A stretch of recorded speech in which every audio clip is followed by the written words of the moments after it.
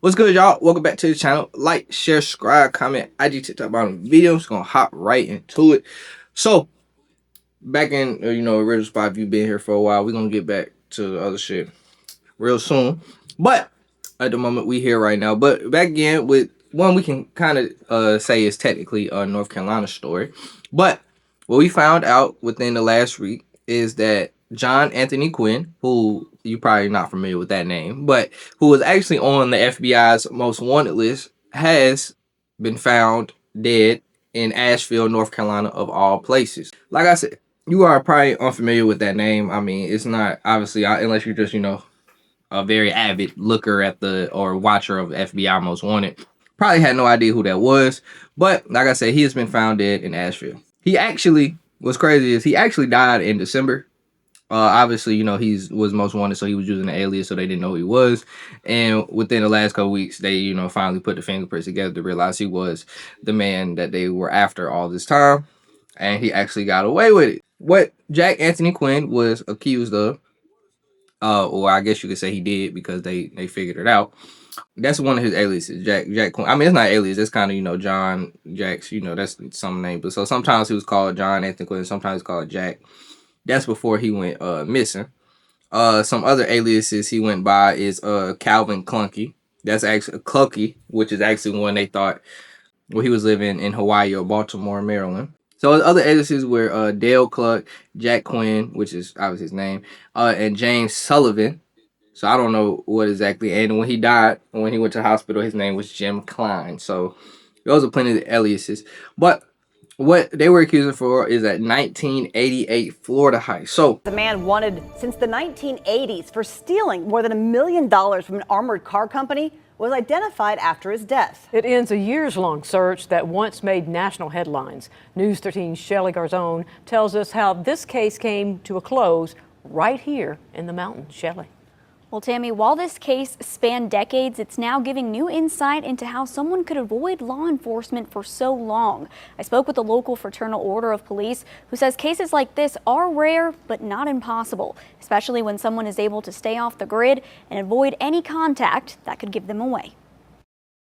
If you've got cash money and you don't have family ties or good close friends, I mean, it can be done. A case that remained open for decades came to a close right here in the mountains. According to the FBI, John Anthony Quinn was wanted for first-degree grand theft back in April of 1988. Law enforcement says Quinn allegedly stole $1.3 million in cash from Federal Protection Services, an armored car service where he was the manager. Quinn was last seen in Florida, leaving no paper trail of his whereabouts for years. To do that, you totally have to step away from family, from friends, because so many times in law enforcement, we catch people because they made a family member mad or they make a friend mad, and they call, hey, this is where they're at.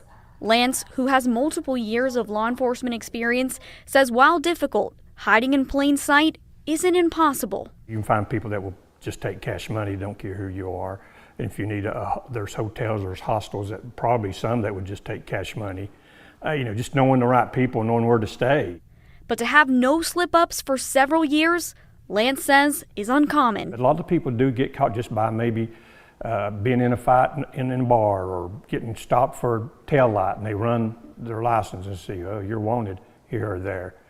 And so people can go on the run for a long time, but sooner or later they usually slip up. This case received national attention, ending up on the FBI's most wanted list and featured on an episode of Unsolved Mysteries, talking about the heist. There are no pre-recorded serial numbers. There are no bait bills.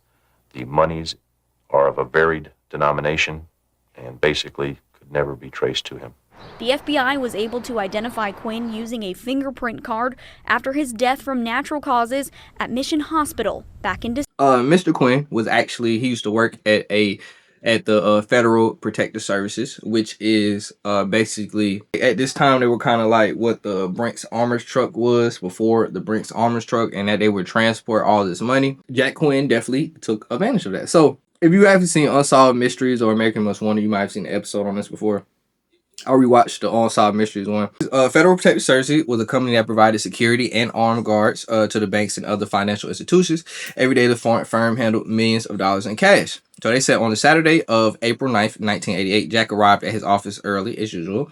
Only a supervisor, Harry Goldberg, was working that morning. According to Harry, there was nothing unusual. From his quote, he said, I walked down the hall several times to pick up coffee or whatever, and every time I go past that window, I looked in and see him sitting on his desk just calm, cool, and collected as you ever want to see him. Well, they say Quinn spent most of the morning in the vault transferring the money into boxes.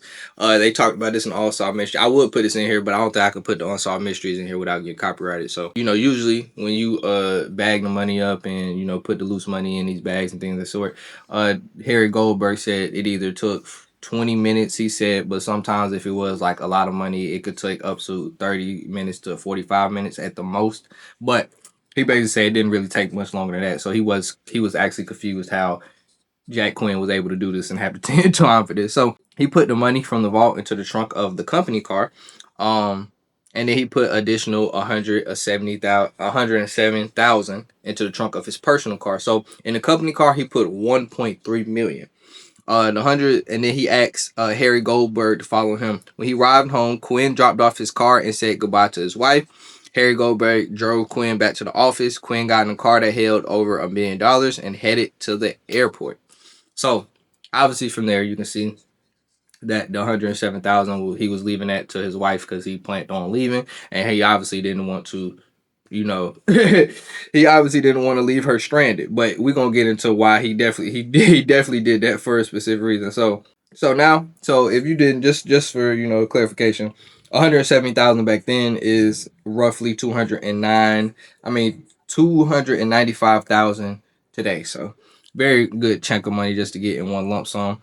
So, and if you know what you're doing, you probably not survive off for the rest of your life. That's not. But if you know how to invest in things, that's so you can figure it out and make more money. But it's definitely a good chunk of money to get if you know what you're doing with it. Obviously they said when he arrived at the airport, Quinn unloaded his car and vanished. And from there, they never were able to find him again. So, your first question is, from there, money has serial numbers. Money obviously is very trackable, but they said these bills specifically, they were like, this is like like the money they had was before they, ever like registered the serial numbers and things of that sort. And it was just very hard. These bills were never going to be able to track to him. So Jack Quinn was very smart for that. As well as they said, when he got to the airport, they said he didn't rent a cab, he didn't get on a plane, or he didn't even, or he didn't rent a car as well.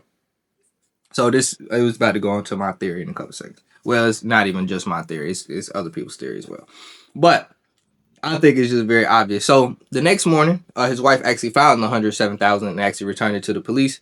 And she said she also found a letter that read in part, "I have done something very wrong, and I can't stay and face my consequences." And like I said, there were no pre-recorded, no bait bills, so this is why they were not able to track him. So I'll say this first. If you're wondering how the hell could he have got to the airport and they say he didn't take a plane, rent a cab, get a cab or rent a car. This is how. So they said he had an ongoing affair, reports. They said a month prior to him leaving, they said he would leave work at 5 a.m. yet not arrive at work until 9:30. So the police suspected that he used his time to see his girlfriend. And then they said they also suspected that they may have ran away together, which I think is the most obvious shit in my life ever. I think this is the most obvious shit ever, because for them to be like, yo, he didn't take any form of transportation, that meant somebody had to come pick him up and take him somewhere else. And who else than his mistress? I mean, we've seen plenty of times guys who, I wouldn't call Jack Quinn a criminal mastermind because, I'm about to get into it, he has a history of theft, supposedly. But he wasn't exactly like Frank Matthews, who has also reportedly ran away with his mistress, is what I'm saying. But we've seen many, many, many guys like this leave their wives at home, families at home, all that, and run away with their mistress and be gone for the rest of their life. This is a normal thing to happen, and I believe this is another thing to happen, especially when you're not able to even track what form of transportation he left Palm Beach airport in. He did, like I said, he does have a prior history of this. The prior history of this is they say he was suspecting of stealing 70,000 at another firm before he went to work at Federal Protection Services, which is very interesting to me because how do you get hired?